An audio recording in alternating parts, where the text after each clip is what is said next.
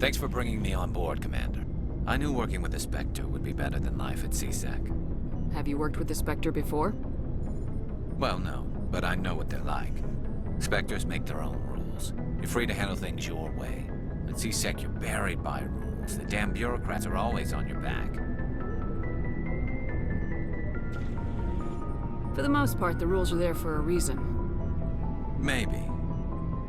But sometimes it feels like the rules are only there to stop me from doing my work. If I'm trying to take down a suspect, it shouldn't matter how I do it, as long as I do it. But CSEC wants it done their way. Protocol and procedure come first. That's why I left. So you just quit because you didn't like the way they do things? There's more to it than that. It didn't start out bad, but as I rose in ranks, I got saddled with more and more red tape. CSEC's handling of Saren was typical. I just couldn't take it anymore. I hate leaving. It's not the end of the world. You'll have tougher decisions soon enough.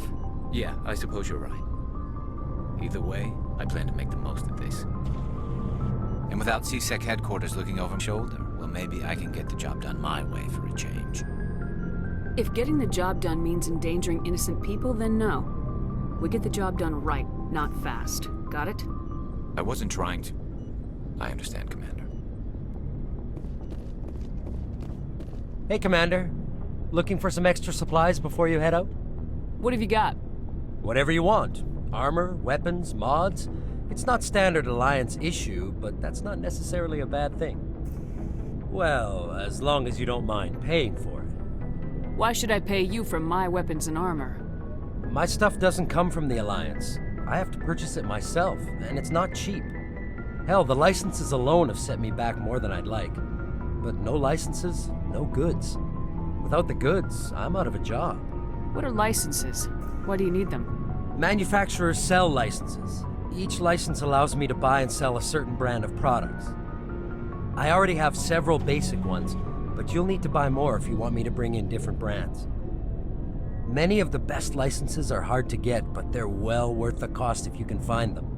What do the different manufacturers offer? There are too many for me to keep track of, but each license will explain what it's good for. How often will you get new items? Well, that depends on how many licenses you've purchased, but I'll rotate items on a regular basis regardless. And anytime we land someplace with a big enough port, I'll buy, sell, and trade whatever I can. Check back often. I need to move items quickly, so only the most basic items will be stocked consistently. Let's see what you got. You bet, Commander.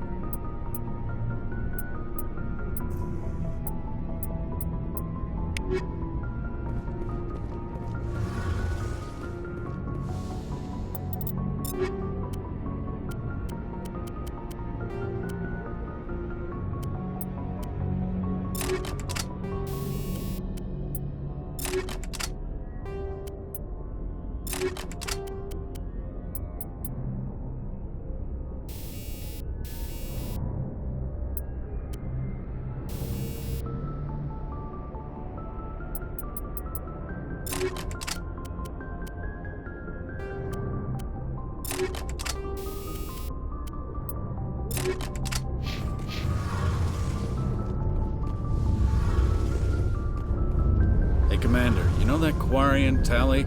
She's been spending all her time down here asking me about our engines. I'll tell her to leave you alone. What? No, she's amazing. I wish my guys were half as smart as she is. Give her a month on board and she'll know more about our engines than I do. She's got a real knack for technology, that one. I can see why you wanted her to come along. I figured she'd be a real asset to the team. You got an eye for Tali, Commander, but I'm guessing that's not why you came down here. Fill me in on the IES stealth system. How does it work exactly? You can't hide a ship out in space. They emit too much heat and radiation. Too easy for sensors to pick them up, unless you find a way to capture those emissions. So our stealth systems trap the energy we give off in storage sinks built into the ship itself. No emissions to give away our location. Eventually the sinks have to be vented. More than a few hours silent running and they overheat. Cook us inside our own hull. There's no way for anyone to detect us? A visual scan can still pick us up. Anyone looking out a window can see us plain as day. But you have to be pretty close to get an actual visual out in space. Most vessels rely on scanners. As long as the stealth systems are engaged, they can't see us. Not unless we accelerate to FTL speeds. Why doesn't it work with faster-than-light travel? Cranking up the FTL blue shifts our emissions, pushes them into frequencies too high to capture in the sinks. As soon as we make the jump, it's like setting off a flare. Sensors can pick up our location whenever we enter or exit FTL flight, but for short-range missions, our stealth systems are amazing, and we've got the only one. Where else have you served, Adams? If you name a class of Alliance ship, I've probably served on it. Everything from dreadnoughts and carriers right down to frigates like the Normandy. My last assignment was on the Tokyo, only a cruiser, but she was a good ship. Couldn't hold a candle to the Normandy, though. I want to know more about the Normandy. She's the best ship I've ever served on, probably the fastest vessel ever designed. And she's the only one using the new Tantalus drive core. What's so special about the Tantalus drive core? Proportionally, it's about twice the size of any other vessel. Not only are we faster, we can run at FTL speeds longer before we have to discharge the core. Carry on, Adams. Aye, aye, Commander. Your ship's amazing, Shepard. I've never seen a drive core like this before. I can't believe you were able to fit it into a ship this small. I'm starting to understand why you humans have been so successful. I had no idea Alliance vessels were so advanced. The Normandy's a prototype, cutting-edge technology. A month ago, I was patching a makeshift fuel line into a converted tug ship in the flotilla. Now, I'm sitting on board one of the most advanced vessels in Citadel space.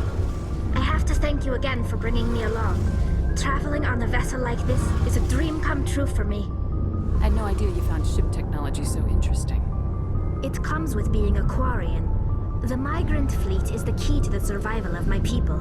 Ships are our most valuable resource. But we don't have anything like this. We make do with cast-offs and second-hand equipment. We just try to keep them running for as long as we can. Some of the fleet's larger vessels date all the way back to our original flight from the Geth. I can't believe your fleet's still using ships that are 3 centuries old. They're constantly being repaired, modified, and refitted. They aren't pretty, but they work. Mostly. We've tried to make ourselves as independent as possible on the flotilla. Grow our own food, mine, and process our own fuel. But some things we just can't make on our own. A patch to maintain the hull integrity requires raw materials we just don't have. That's why our pilgrimages are so important. Tell me about your people. Our lives aren't easy. Resources are scarce, and we are constantly on the move. Everything we do must in some way contribute to the continuation of the migrant fleet. There are 17 million Quarians in the flotilla, and each of us relies on the others for survival. The bonds among my people are strong. Unfortunately, we have had to surrender many of the freedoms and civil liberties other species take for granted. What kind of freedoms? Well, it's illegal for parents to have more than one child. If our population grows too much, it would strain our resources to their breaking point. Of course, we also can't allow our numbers to become too few. If our population is in decline, the rule against single births is temporarily repealed. In extreme cases of population decline, incentives are even offered to encourage multiple births, though the Conclave hasn't had to take such measures in nearly a century. That's your government. The Conclave is our civilian branch of government. Each ship can elect a representative to serve on the Conclave and make decisions that affect the fleet as a whole. On matters that affect an individual ship, however, the captain has the final say. It's a tradition that dates back to the early days, when the fleet was governed by martial law. Fortunately, most captains nowadays are smart enough to have an elected council from their crew to give them advice and guidance. So the ultimate power rests with elected officials? In practice, The Conclave and the respective council for each ship tend to set the rules that govern our daily lives. But in theory, we are still under military jurisdiction. The 5 top-ranking military officials in the fleet serve on the Admiralty Board. These 5 have the power to overrule any decision by the Conclave in case of emergency. To do so requires unanimous agreement among the Admiralty, and they can only do this once. After that, the entire board must resign their posts. It's a safeguard that served us well. In nearly 3 centuries, the Admiralty Board has only overruled the Conclave 4 times. I want to know more about the Geth. I doubt I can tell you anything you don't already know. It's been almost 3 centuries since they drove my people into exile. All I know is the story of their origins. What they were when we created them, and how they turned on us. Interesting. The Geth were originally created to serve as an automated manual labor force. Initially, their intelligence was as limited as any VI. Over time, we made small modifications to their programming to allow them to perform more varied and complex tasks, bringing them closer and closer to true AI status. How come the Council didn't step in and stop you? This wasn't true AI research. We may have been skirting the bounds of the law, but we never did anything that was actually illegal. The changes were so insignificant, so gradual, that we were able to control them. Or so we thought. But one thing we underestimated was the power of the neural network. A million Geth thinking simultaneously created an inherently unstable matrix. So the Geth share brainpower? Many of the Geth's logic systems were designed to work in concert with other nearby Geth. Basically, the more of them you have in a group, the smarter they are. So there's some sort of group consciousness. No, nothing like that. They cannot share sensory data or information. Their programming cannot handle that much simultaneous input. Each Geth maintains an individual awareness and identity. The neural network only operates on a process-based level. It's basically the synthetic equivalent of a subconscious. But when they're in close proximity, they can coordinate low-level functional processes, freeing up more capacity for original or independent thought. That doesn't make any sense. I'm probably oversimplifying. The Geth are incredibly advanced and complex creations. All you need to know is that they get smarter when they gather in large numbers. As we built more and more Geth, their effective intelligence became more sophisticated, more abstract. One day, a Geth began to ask its Quarian overseer questions about the nature of its existence. Am I alive? Why am I here? What is my purpose? As you can imagine, this caused a near panic among my people. I don't see what's so bad about those questions. The Geth were created to engage in mundane, repetitive, or dangerous manual labor. That's fine for machines, but it won't satisfy a sentient being for long. The Geth were showing signs of rudimentary self-awareness and independent thought. If the Geth were intelligent, then we were essentially using them as slaves. It was inevitable the newly sentient Geth would rebel against their situation. We knew they would rise up against us, so we acted first. A general order went out across all Quarian-controlled systems to permanently deactivate all Geth. The Geth responded to this order violently. Hey, you can't blame them for fighting for their survival. We had no other choice. The Geth were already on the verge of revolution. By acting quickly, we had a chance to end the war before it began. The hope was that most of the Geth would still be little more than machines, incapable of organized resistance. But they had progressed much further than anyone anticipated. The war was long and bloody. Millions upon millions of Quarians died at their hands. In the end, we were forced to flee our own homeworld. We feared the Geth would pursue us, but they never came beyond the Veil. Now we drift through space, exile searching for a way to reclaim what was once ours. It's hard to feel sorry for you. Your ancestors tried to wipe out another species. We made a mistake when we created the Geth in the first place, but we did not make a mistake when we went to war against them. If we had not acted, they would have wiped us out. They're a synthetic life form. They have no use for organics. None. Why do you think they cut themselves off from the rest of the galaxy? Why do you think they've killed every organic being who's ever tried to contact them? They didn't kill Saren. What does that tell you?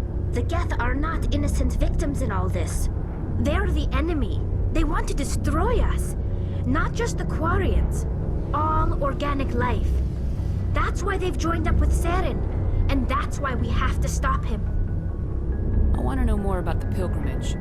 When my people reach maturity, we leave our birth ships and seek acceptance with a new crew.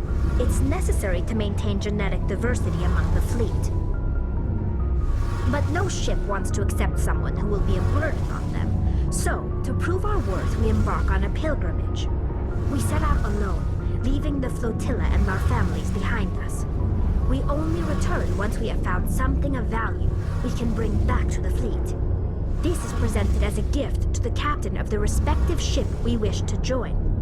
If the gift is accepted, we are welcomed into the crew. Can a captain choose to reject the gift?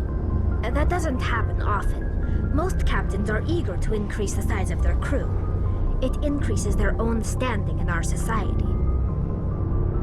Even when a gift is not particularly valuable, the captain usually accepts it out of a sense of tradition. However, there is a stigma to presenting a substandard gift. It's not the best way to make a good impression on a new community. Most pilgrims don't return until they find something worthwhile. I can't believe they just send you off alone. It's not like they just cast us out. Before we leave, we are given lessons in how to survive outside the flotilla, and given gifts to help us on our journey. We also receive implants to fight off sickness and disease. Generations of living in an isolated and highly controlled environment have left our immune systems weaker than most. By the time we leave the fleet, we are well equipped for the pilgrimage. This is a rite of passage for all Quarians. If it were dangerous, our numbers would suffer. Virtually every pilgrimage ends with a triumphant return and the ritual presentation of the gift to one of the fleet's captains. I want to talk about something else. Like what? I should go. See you later.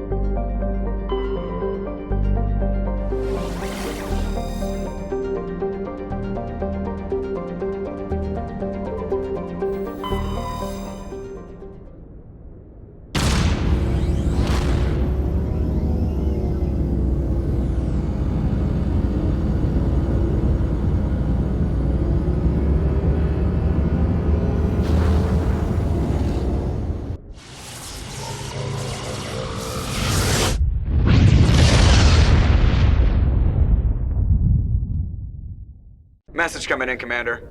Big surprise, the Alliance needs you again.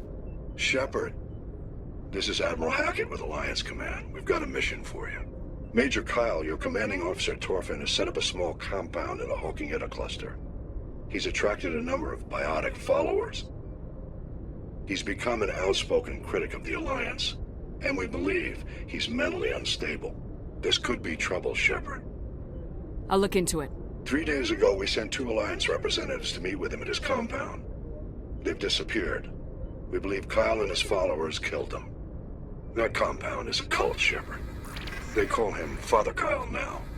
He set himself up as some kind of religious leader. You said his followers were biotics? Yes. Major Kyle never showed any biotic tendencies himself, though. I think he's just latched onto a group he identifies with. Many biotics feel marginalized or ostracized by society. Kyle probably sees them as victims who need his protection, and they see him as someone who will fight for them. Unfortunately, he's convinced them that the Alliance is somehow responsible for all their problems. We can't let him go on like this. What were those Alliance representatives going to talk to Major Kyle about? They wanted to bring him back to an Alliance facility for treatment. Major Kyle served us faithfully for many years. We weren't going to abandon him. Given his state of mind, however, he probably saw them as a threat. We're almost certain he had his followers killed him. What else can you tell me about Major Kyle? He's not the same man you served under. He feels responsible for the Alliance soldiers who died at Torfin. His psych evaluations showed he couldn't handle the stress of command anymore. He was given an honorable discharge in early retirement. We'd hoped he would get better in time, but we underestimated how far gone he was. Now it looks like it's too late. I'll deal with Major Kyle for you, Admiral. We don't want this to turn into a massacre, Commander. Kyle is dangerous. I trust you to use your judgment. Hack it out.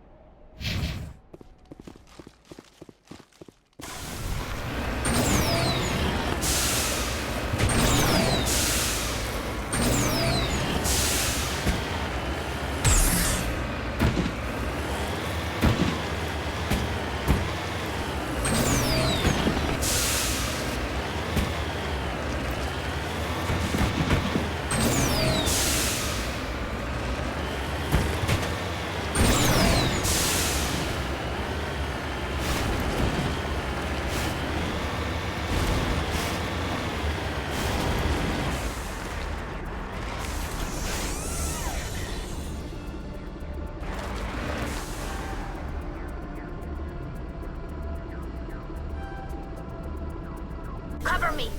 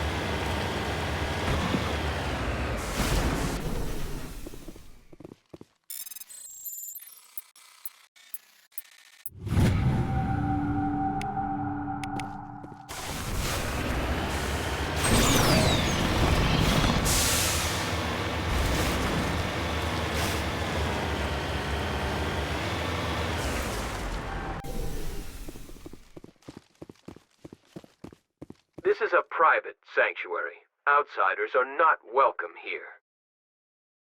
I need to talk to the man in charge. It's important. Father Kyle wants nothing more to do with the Alliance. My name is Commander Shepard. Major Kyle knows me. I have to speak to him. Wait. Father Kyle will speak with you. Head to the building at the far end of the compound. He'll meet you there.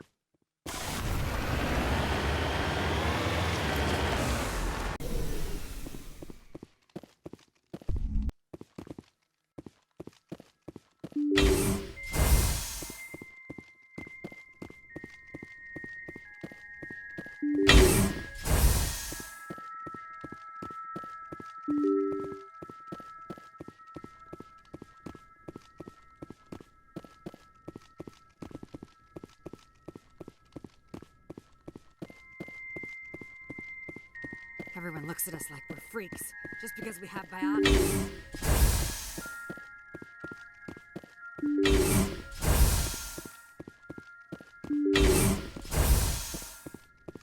Just because we're biotics doesn't mean we don't deserve to be treated fairly.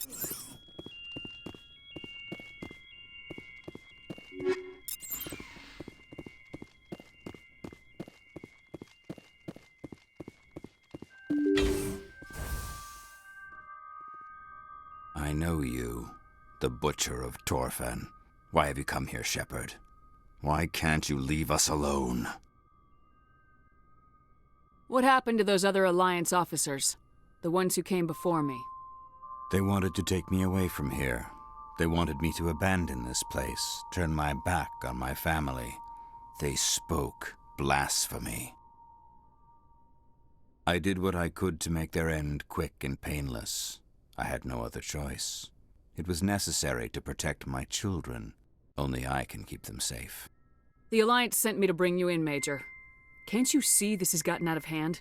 Don't you understand you are endangering your followers? I respect that you have come under a banner of peace, but I cannot do as you ask. If you take away their father, my children will be helpless. If you don't come with me, all your followers will end up dead. What kind of father lets his children die? No, this was my fault. My children are innocent, pure. Please, I never meant for this to happen. I'm sorry. You're doing the right thing, Major. Your children will be better off for it. Come on. Wait, if my children see you taking me away, they won't understand. They will attack and you will be forced to kill them all. You have shown me the error of my ways, Commander. Now you must give me time to explain it to them. It is the only way they will understand. Please, give me 1 hour. After that, I will meet the Alliance authorities at the gates of my compound and surrender without violence. I give you my word. I'm gonna trust you. If you betray that trust, you and all your children will suffer. I will not betray you, Commander. Thank you for this. Joker can have the 5th Fleet pick Major Kyle up. I just hope you know what you're doing, Commander.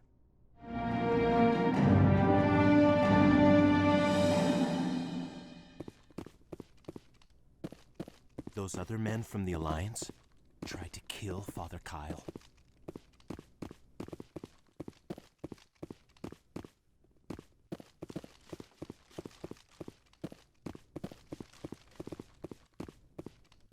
Don't try anything. We're watching you.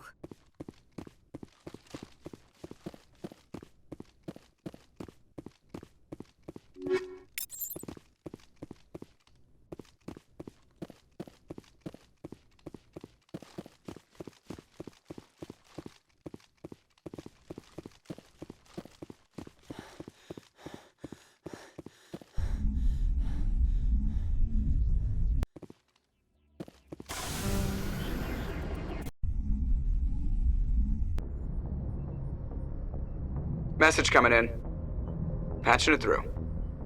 Admiral Hackett here, Commander. Your helmsman just forwarded your report on Major Kyle.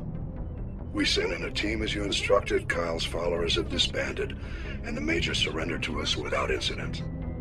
We'll make sure he gets the help he needs. To be honest, Shepard, I thought this thing was gonna end in a bloodbath. I don't know how you did it, but you saved a lot of lives. Congratulations.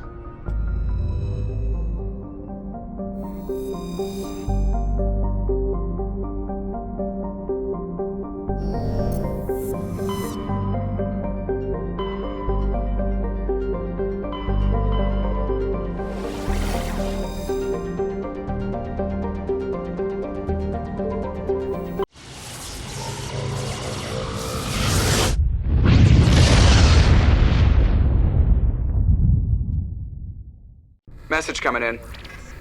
Patching it through. I've received some troubling information, Commander. We need your help. Someone is killing former Alliance scientists. There have been 4 deaths in the past month. I'm happy to look into it, Admiral. What can you tell me? All 4 scientists worked on a classified project on Akuz.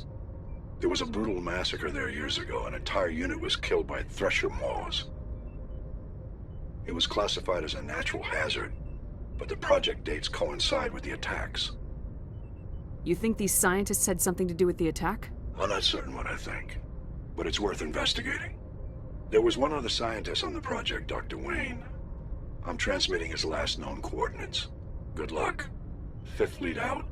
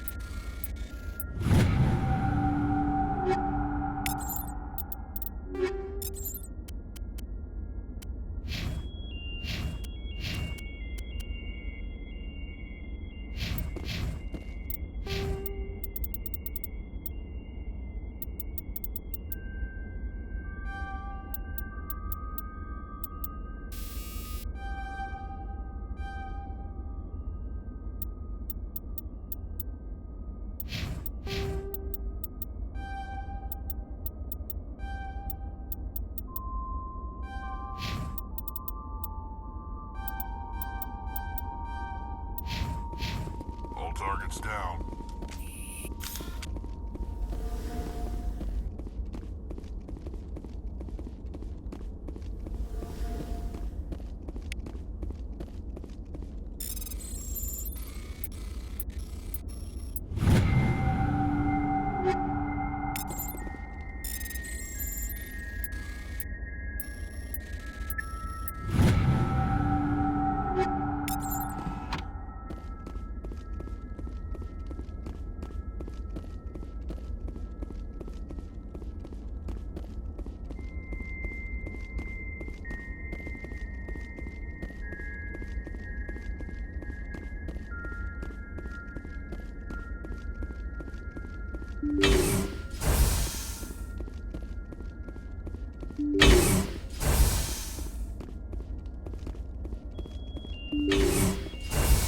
Stay back!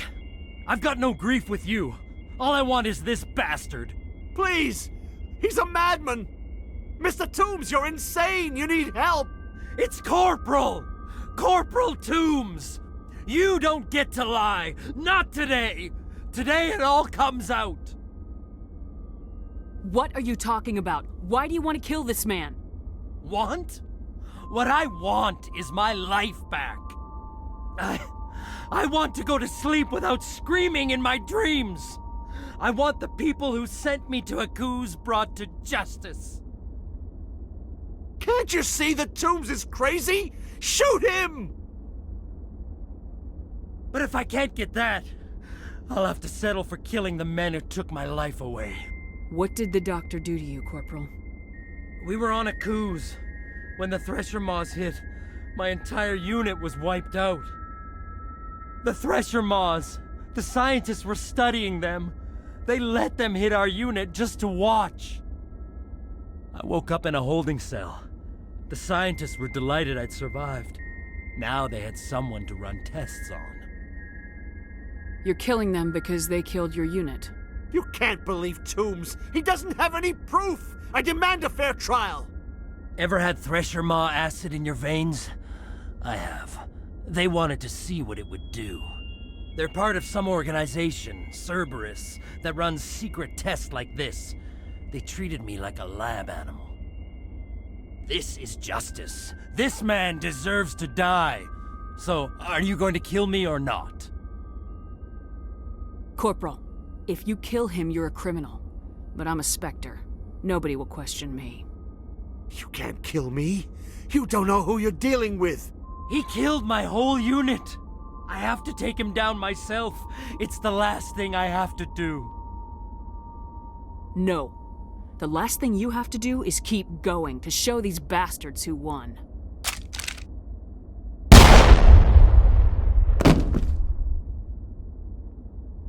It's really over?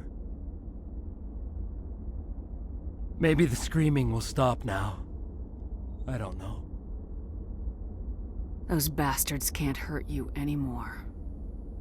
Joker, tell the 5th Fleet we need a ship for pickup. Aye, aye, Commander.